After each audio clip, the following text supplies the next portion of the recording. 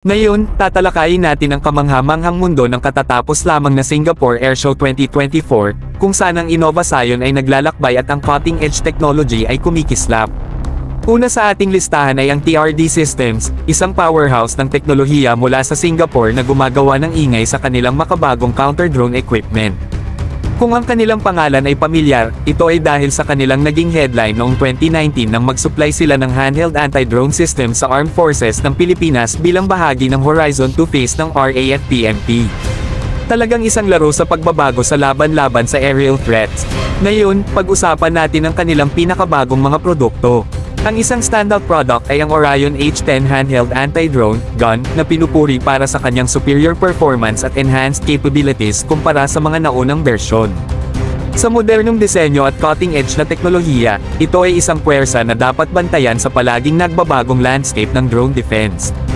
Pero teka, mayroon pang iba. Hindi titigil ang TRD Systems dito.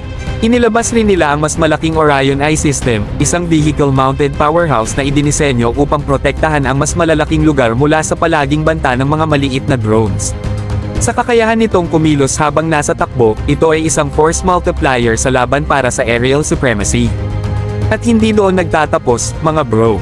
Tangent, tingin muna kayo sa fixed position mounted variant ng Orion Eye System, isang totoong fortress ng depensa na may kasamang radar integration, command and control systems, EO, IR cameras, at pati na rin ang isang hard kill system.